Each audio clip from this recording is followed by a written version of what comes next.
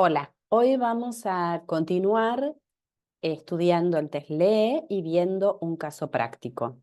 Voy a compartir la pantalla para que podamos mirar juntos la presentación. Vamos a tratar entonces de retomar aspectos que vimos en la clase de la semana pasada y vamos a tratar de unirlos con la práctica para poder entender ¿qué son estos resultados que ustedes ya obtuvieron en el caso del evaluado, de la lectura, de palabras y de pseudopalabras?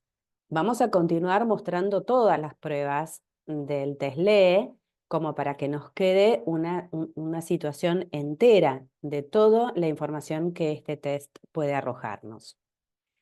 Entonces, retomamos desde un aspecto teórico que nos trae Estanislao Dehaene con toda esta idea de la ciencia de la lectura, o sea, de entender desde las neurociencias qué es lo que hacemos cuando leemos, por qué podemos aprender a leer, por qué pasamos a ser lectores expertos, fluentes, y un poco desde el marco teórico que estamos trabajando y manejando, vemos que existen como estos dos caminos, nos dice Dehaene, de procesamiento de la información escrita, que son dos caminos que se complementan y que los ponemos en juego al unísono, al mismo tiempo.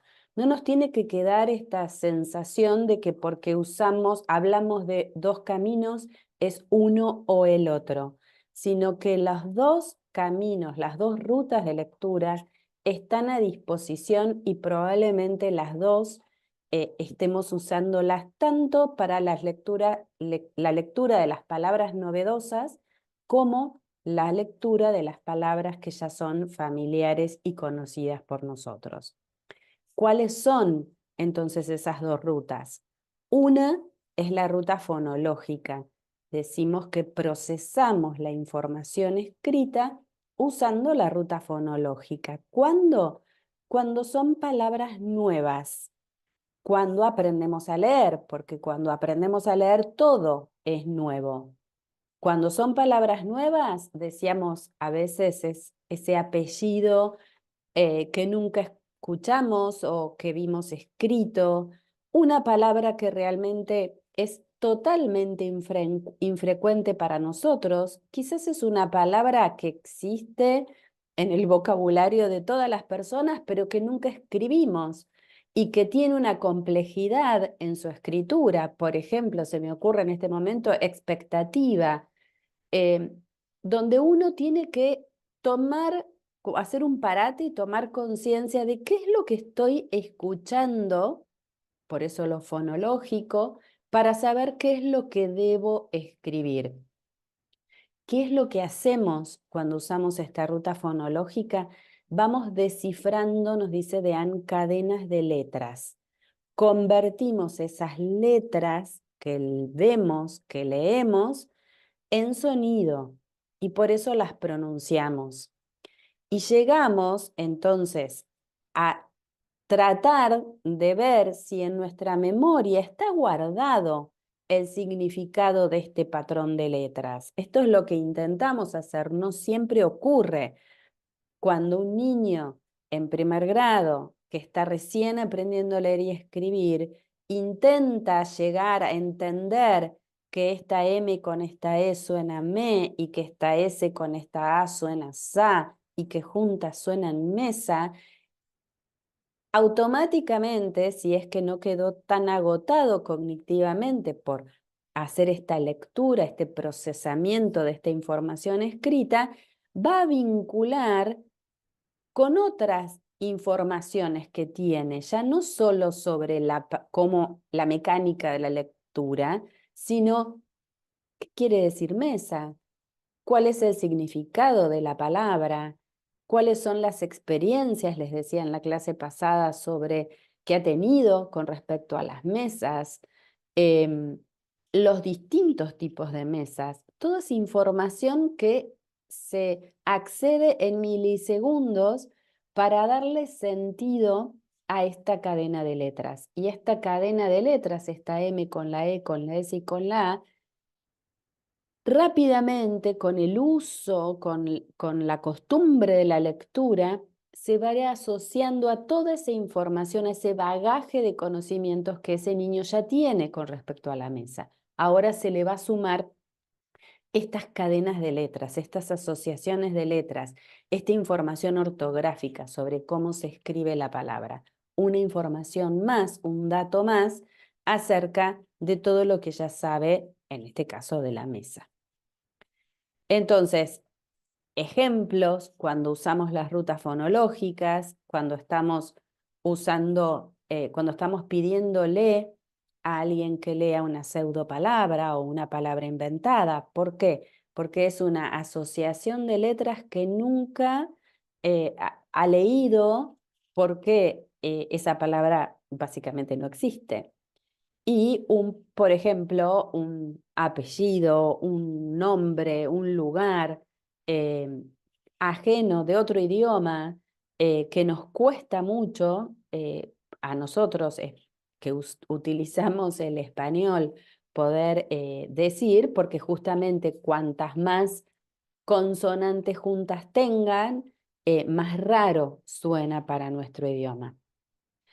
Entonces, esta ruta, que la llamamos subléxica, indirecta o fonológica, nos dice Silvia de Fior, una de las autoras españolas del TESLE, que las podemos leer porque nosotros aplicamos las reglas de correspondencias grafemas fonemas, R, C, G, F, ¿sí? Y esto lo podemos hacer usando este ensamblador fonológico que es necesario sí o sí cuando estamos leyendo pseudopalabras porque no las tenemos representadas en nuestro léxico mental. O justamente cuando encontramos una palabra desconocida, especialmente si tiene una estructura silábica compleja, si es una palabra larga.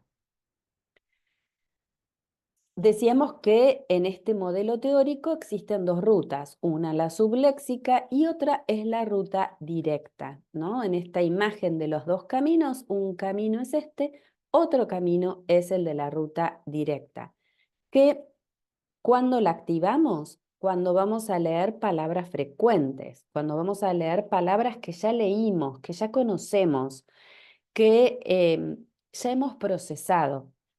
¿Y qué hacemos? También hacemos un procesamiento de esta cadena de letras, pero es muy rápido ese procesamiento porque ya lo hemos hecho, porque ya está guardado en nuestras memorias. Entonces, es como, decimos, como si fuera a golpe de vista, pero en verdad es porque es mucho más eficiente y eficaz ese procesamiento que hacen nuestros ojos sobre esas letras.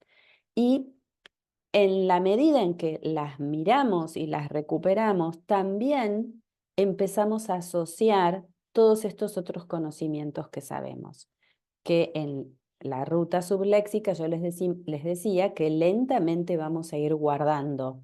Es como si existiera la memoria, la vamos a imaginar como un armario donde tenemos muchos cajones y en uno, en el cajón de las palabras escritas, está, por ejemplo, siguiendo el ejemplo de la palabra mesa. Ya la leí varias veces, ya se guardó en ese cajón de palabras escritas, pero además es un cajón que se asocia rápidamente con las experiencias que he tenido, con la ortografía de las palabras, con el significado, con la familia de palabras de mesa, que me permite ver que mesada es de esta familia y tiene entonces una raíz, empieza igual que mesa, pero le agrego un sufijo, en fin, todo esto hace que este mecanismo sea cada vez más rápido.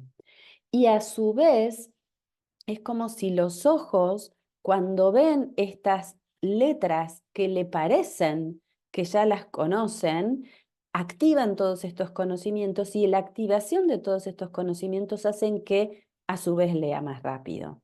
En esto podríamos decir un poco qué está antes, el huevo o la gallina. Es como, imaginemos que estamos hablando de milisegundos de activación de conocimientos que hacen nuestras neuronas rápidamente. Antes de decirlo ya está hecho.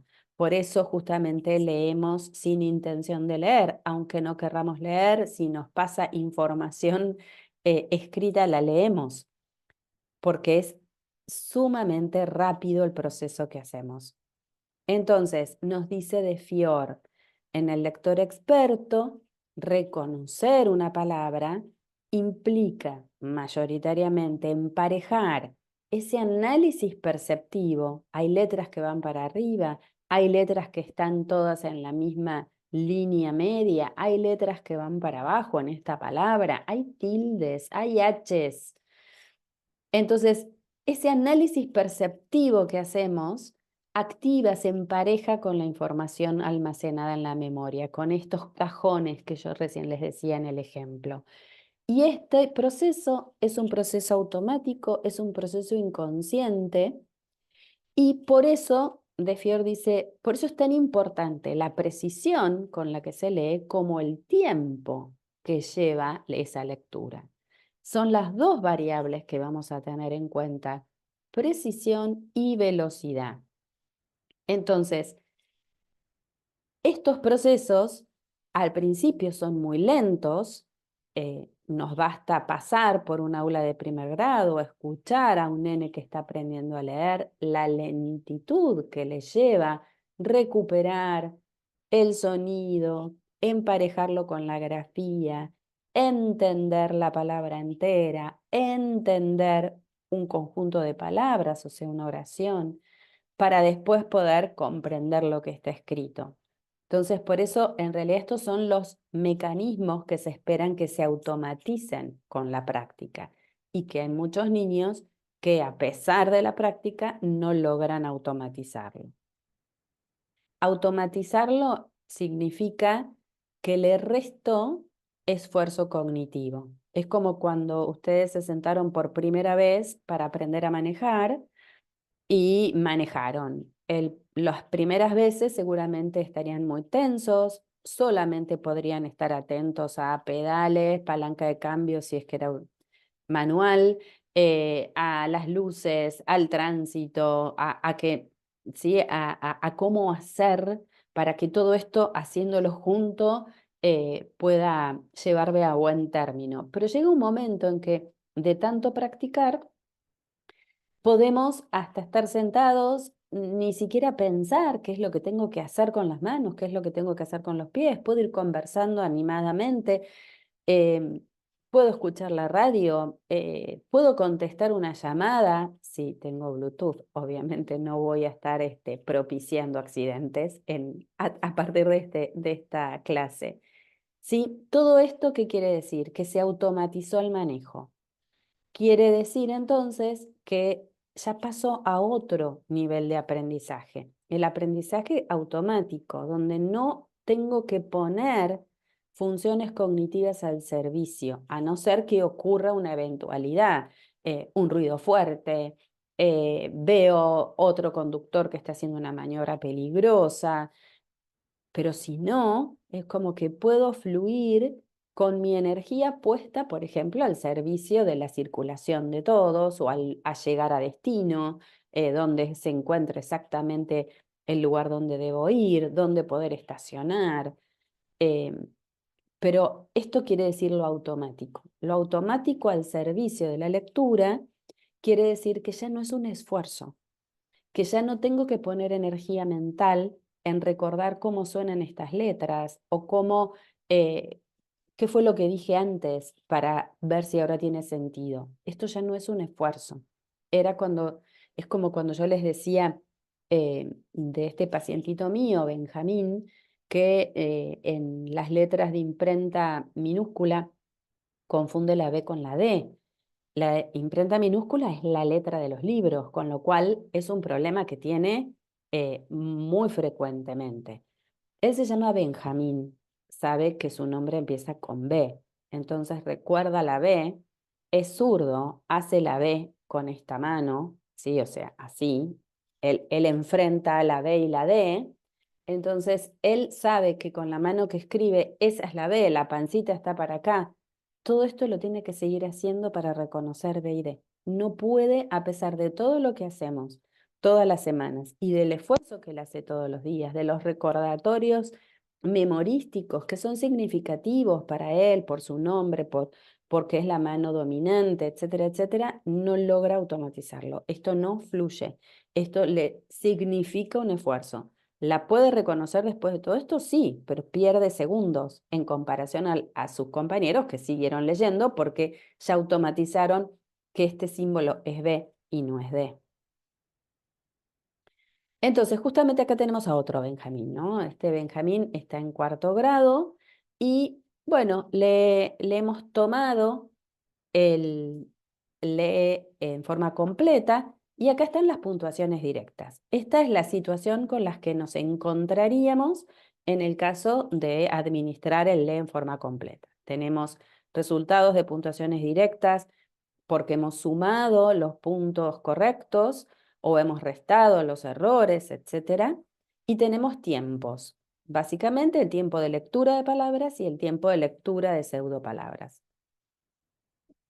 Esto entonces, como de costumbre, como decíamos ya con el WISC, no nos dice nada estas puntuaciones directas. Tenemos que transformarlas para poder ordenarlas en percentiles, para poder entender dónde está ubicado Benjamín con respecto a lo que se espera. Entonces, voy a ir en este caso, al baremo de las puntuaciones de cuarto grado, porque él está en cuarto grado. Y allí voy a ir buscando, les voy a dejar ahora para que pausen el video y puedan ir ustedes escribiendo cuáles serían los percentiles que le darían a Benjamín de acuerdo a estas puntuaciones directas. Yo voy a seguir con la clase, ustedes les pido que hagan esto a modo de tarea. Entonces, muy bien, acá vamos a encontrarnos que probablemente coincidamos en algunos de los percentiles y en otros no, porque se encontraron con dificultades, seguro. Por ejemplo, en lectura de palabras, la primera dificultad que tengo es que él tiene un puntaje directo de 69 y si vengo a la columna lectura de palabras, no encuentro escrito el 69. Y esto es porque las frecuencias acumuladas hicieron que el 69 no aparezca. Las puntuaciones directas no surgen de ecuaciones matemáticas como las puntuaciones escalares y las puntuaciones compuestas, en donde a cada puntuación directa le corresponde una puntuación escalar determinada. Acá, como hay acumulación de frecuencias, vamos a encontrar que algunas puntuaciones directas están reflejadas con un percentil concretamente y hay otros que no. Entonces, vamos a ver que el 69 podríamos pensar que tiene que ver, que está entre el 67 y el 71, exactamente equidistante.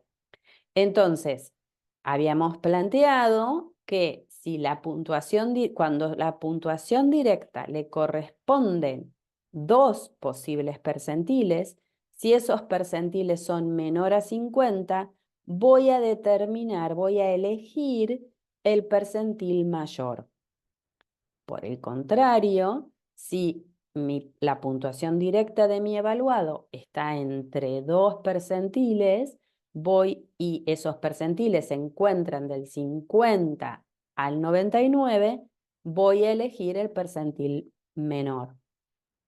Entonces, en este caso, ¿por qué elegí el percentil 30? Porque acá estaba entre el 67 y el 71, o sea, entre el percentil 25 y el percentil 30. Pero como son percentiles menores a 50, elijo el percentil mayor, o sea, percentil 30. Y así voy cubriendo todos los demás. El tiempo de lectura, fíjense que él tardó 109 segundos Y acá arranca en cuarto grado con un percentil 10 de 110. Entonces, como está tan cerca, le propongo un percentil 10. ¿Qué hubiera pasado si él hubiera tardado mucho más? Vamos a suponer 120 segundos. 120 segundos, como ya no está en la tabla de percentiles, le pongo percentil menor a 10. Ya el percentil menor a 10 es sumamente llamativo. No importa si es 1, si es 5, si es 8, es menor a 10. Es un rango que ni siquiera se espera entre los peores que leen en cuarto grado. En este caso, los que más tiempo tardan en cuarto grado. ¿Sí? Es como que este niño que yo estoy evaluando es de los más lentos, al menos en comparación con la muestra de tipificación.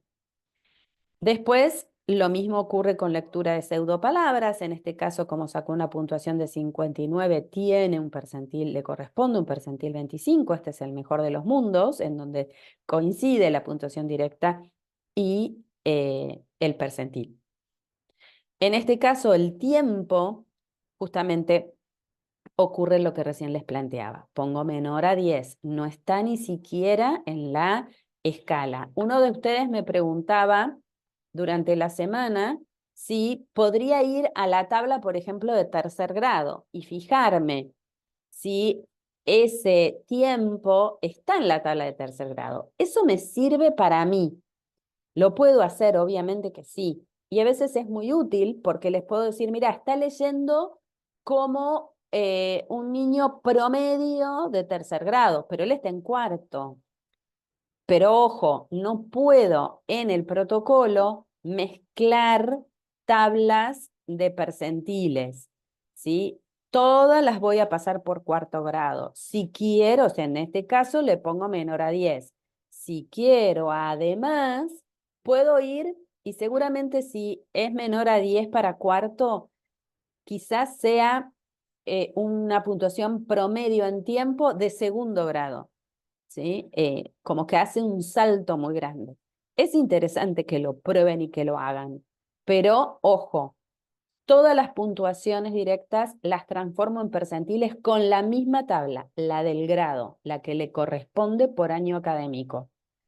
Si quiero saltear y ver ese rendimiento tan bajo, a qué grado corresponde, a qué percentil 50 corresponde, lo hago, pero lo informo aparte. En comprensión de palabras y frases obtuvo un 41, también está, o sea que obtiene un percentil 80.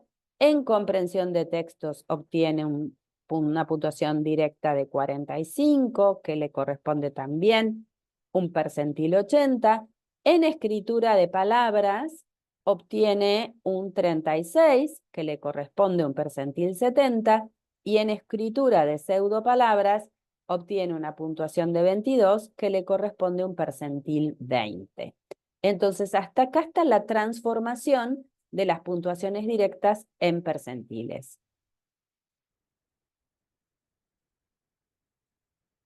Así me va a quedar dibujado eh, este dispersigrama, ¿no? Como esta relación que tengo en esa hoja de registro en donde ya las puntuaciones caen en estas tres categorías, en si es muy competente, si es competente o si su desempeño es con dificultad.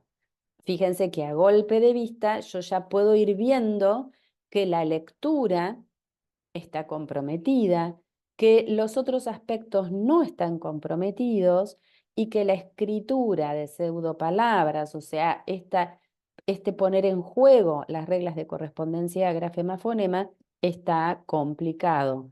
Pero debe ser una persona que cuando lee y cuando aprende, bueno, guarda ese registro. Por eso en escritura de palabras le ha ido bien. Entonces, también puedo empezar a ver cuáles son los errores en la lectura. O sea, ¿por qué le fue tan mal? Porque le fue mal en precisión, o sea, se equivocó, eso es la lectura, pero también le fue mal en el tiempo de lectura, o sea, tardó mucho. Se equivocó mucho y tardó mucho, o se equivocó tuvo un tipo de lectura no fluida y se equivocó y tardó mucho.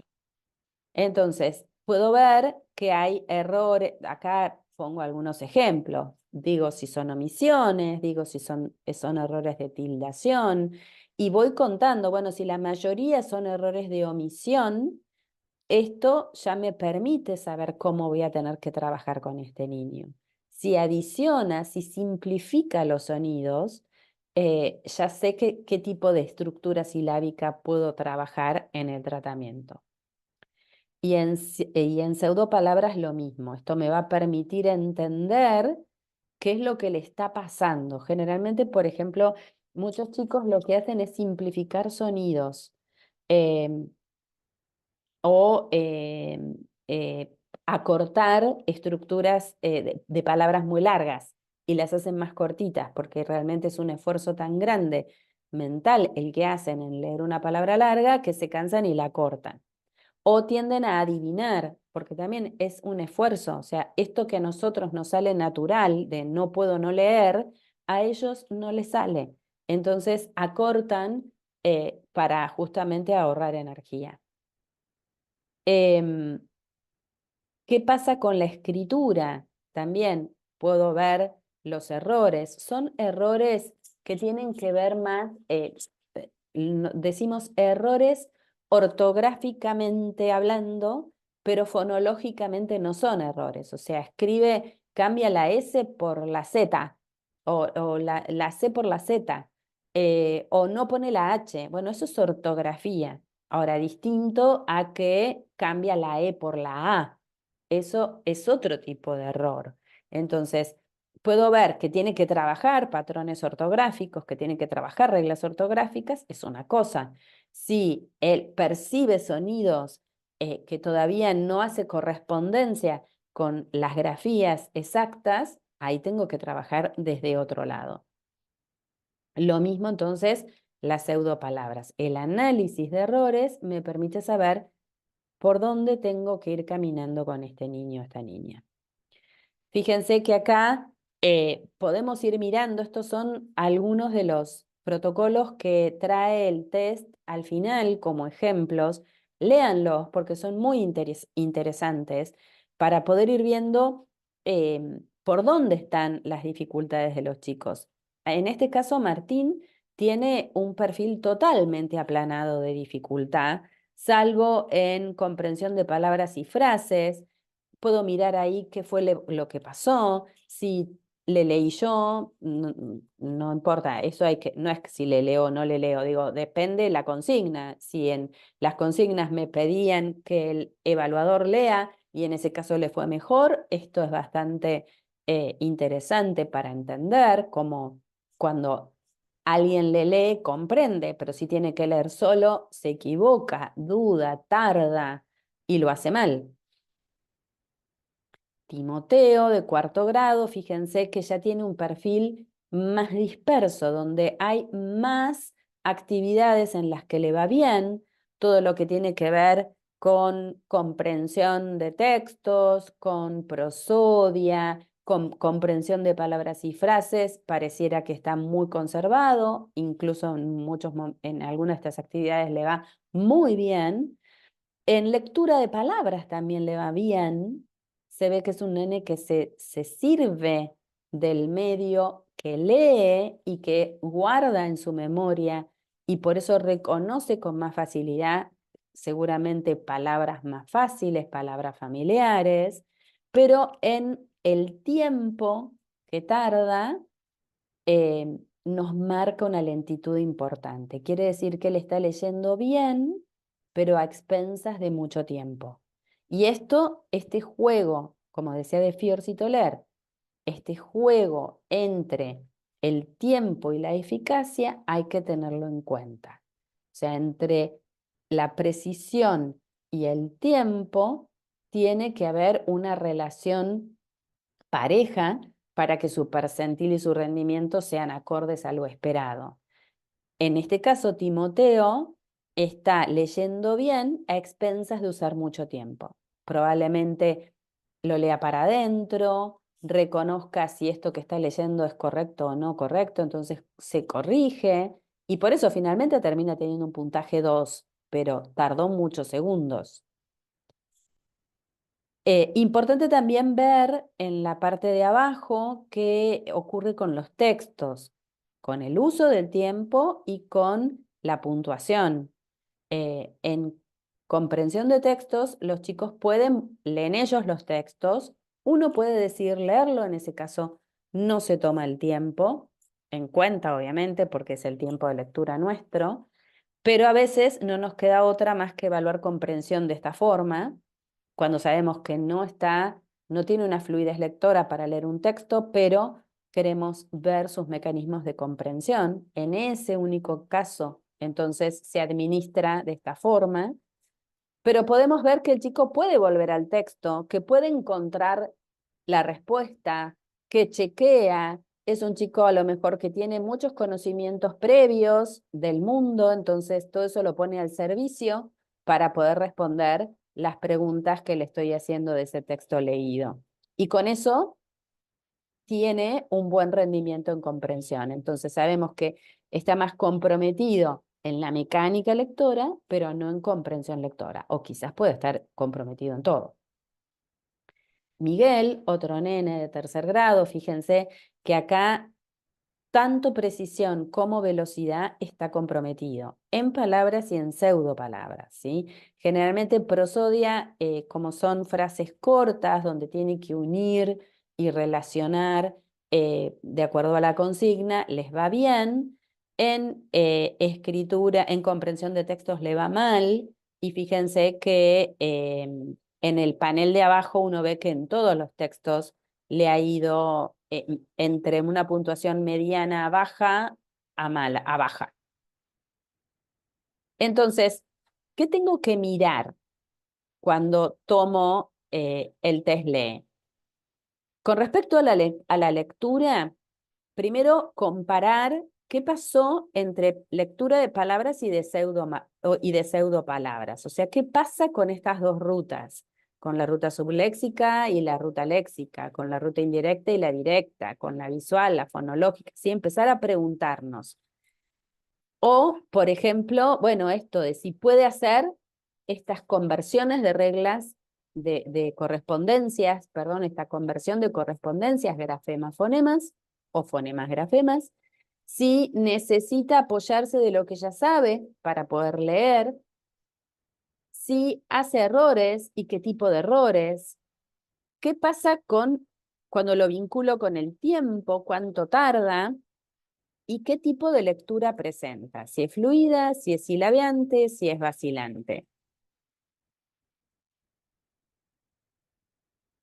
¿Qué miro en la escritura? Primero, si puede escribir las palabras con la ortografía convencional. Si puede escribir siguiendo las reglas de correspondencias, fonemas, grafemas, porque yo le voy a decir, él lo va a escuchar y lo va a escribir. Ese es el caso fuerte de las pseudopalabras. Recuerden que muchas palabras para algunos niños también funcionan como pseudopalabras porque no las escucharon nunca o porque no son palabras de uso frecuente para ellos. Eh, pero bueno, esto es una salvedad. ¿Y qué tipos de errores comete? ¿Qué mirar en comprensión de textos? Bueno, primero, ¿cómo es su puntuación? O sea, ¿puede comprender o tiene alguna dificultad? ¿Puede buscar la información en el texto? ¿Chequea esto que me está respondiendo o lo recuerda? No es ni bueno ni malo ninguna de las dos cosas, pero es una característica de ese niño. ¿Puede hacer inferencias? ¿Puede sacar conclusiones uniendo lo que conoce del mundo con la lectura? ¿Puede identificar una idea principal? Em, También puedo relacionar cómo le fue en el texto narrativo con respecto al texto informativo. De los tres textos, siempre dos son narrativos, uno más complejo que el otro, y está el informativo. Y a veces pasa que el desempeño es distinto en uno y en otro.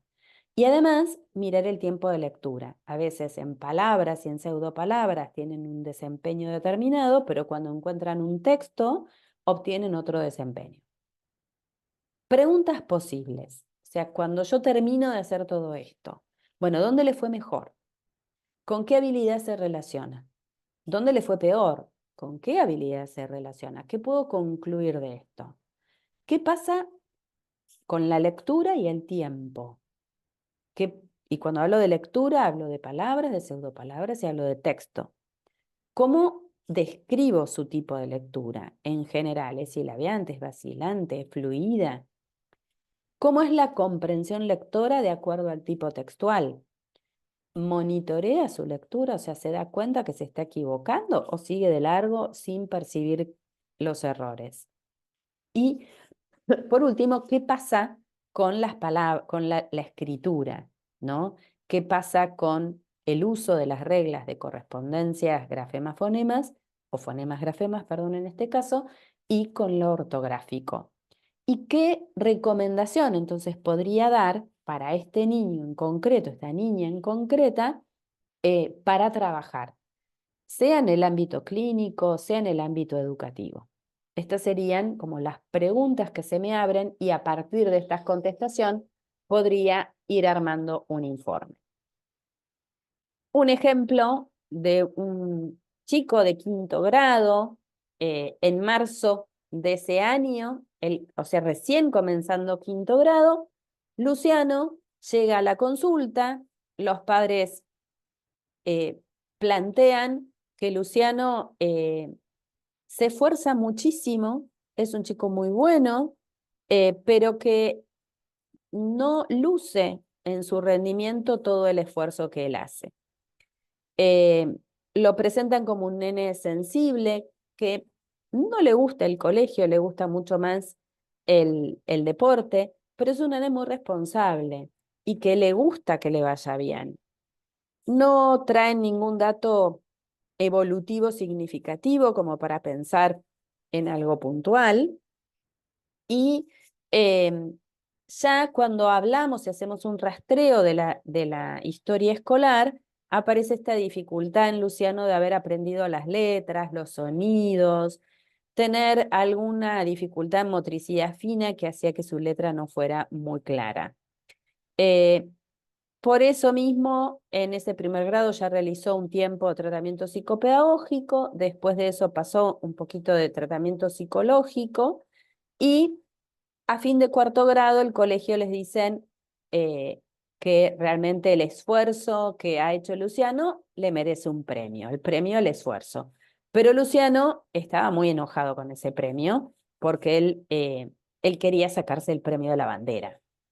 Y es un chiquito muy, muy deportista, que entrena, que va a partidos y demás.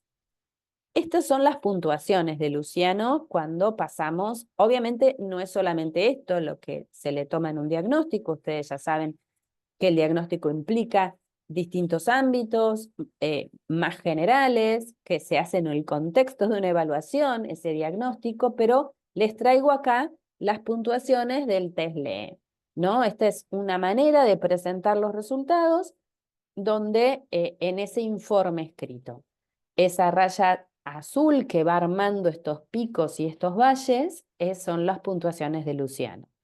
Y vemos, a diferencia de la hoja de protocolo del LEE, donde aparecen las columnas, acá vemos franjas, ¿no? Bandas de resultados muy competentes, competentes y con dificultad. Y si nos fijamos, el tipo de lectura y el tiempo de lectura de Luciano son bajísimos, extremadamente bajos. Lo mismo el resultado en lectura de pseudopalabras.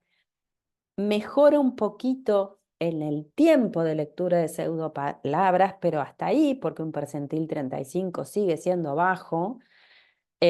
O sea, no se considera con dificultad, pero es medio bajo.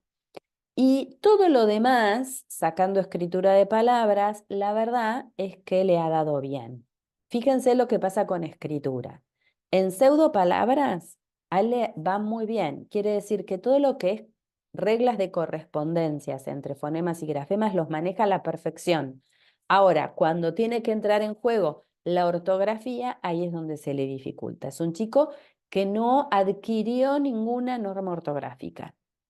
Entonces, por un lado tenemos este desempeño pobre en lectura, es un nene que se ha equivocado, su lectura es imprecisa, se ha equivocado mucho, con a expensas de un tiempo muy alto. Tener un percentil tan bajo en tiempo de lectura quiere decir que se demoró muchísimo, que tardó mucho, que esto le fue muy difícil. O sea que no es una lectura fluyente, obviamente, porque se ha equivocado y porque tarda muchísimo tiempo. Ahora, la comprensión de textos se encuentra conservada. A pesar de que leer textos a él le es sumamente costoso, tarda mucho. Un texto que se tiene que leer en 2 minutos, él ha tardado 6, por ejemplo. Se ha equivocado, entonces ha tenido que volver a leer. Es un chico con buen monitoreo, o sea, se da cuenta cuando registra cuando se equivoca, porque no tiene sentido lo que está leyendo, entonces vuelve a leer y eso lo hace demorar. Entonces, si nos preguntáramos en el caso de Luciano, en qué pruebas, en qué dominios, acuérdense que no importa la prueba, sino ya ahora voy a hablar del dominio, la lectura de palabras corrientes, la lectura de palabras novedosas, la lectura de textos, ¿sí? En qué le fue bien, en qué cuando son estructuras simples, cortas, Luciano puede leerlas y puede cumplir con las consignas. Sí, entra la velocidad a jugar, si entran textos más largos, él no rinde bien. Y para pensar cómo será su día a día en la escuela, ¿no? Para empezar a vislumbrar esto que él dice, no me gusta la escuela. ¿Por qué no le gusta la escuela? Porque cuando todos terminan, él sigue, él se va de sus horas de clase sabiendo que tiene que completar carpetas, que tiene que volver a revisar porque hay cosas que no entendió, porque el ritmo del grupo en 5.º es alto para él, pero no porque no pueda entenderlo, él lo entiende. Lo que no puede es leer y escribir con la misma velocidad que sus compañeros. Otra cosa que podemos ver es si estos resultados tienen que ver con el motivo de consulta o no. Y si tiene que ver con lo que los papás dicen en la entrevista. Fíjense cómo se relaciona con el motivo de consulta, con este aspecto de que le importa que le vaya bien, pero que no le gusta ir al colegio, que se cansa fácilmente. Y ahora podemos entender por qué.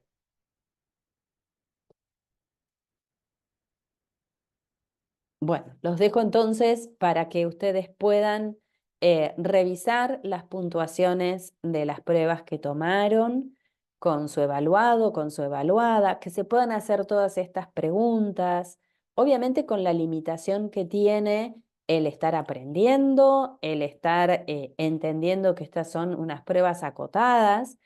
Algunos de ustedes ya estaban preocupados porque el rendimiento no correspondía con un buen, o la puntuación no correspondía con un buen rendimiento.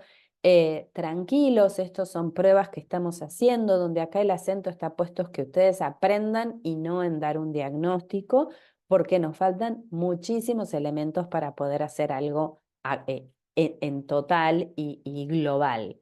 Así que mucho cuidado con lo que estamos haciendo, con lo que estamos diciendo, no se alarmen, no alarmen a nadie, porque en definitiva, si les genera mucha duda lo que está pasando y lo que están encontrando, pueden sugerir hacer una consulta. Pero ustedes no determinen nada, porque estos son, acuérdense lo que dijimos al principio de la cursada, un diagnóstico se da en el contexto de una evaluación. Y acá lo que estamos haciendo es un encuentro donde ustedes están aprendiendo solamente a administrar esta prueba. Después, de puertas adentro, ustedes se ponen a analizarlo, pero entendiendo que es un contexto no muy favorable para un diagnóstico en sí, no es puro, no es absolutamente impecable como para pensar que estos resultados son contundentes en sí mismos. Hasta luego.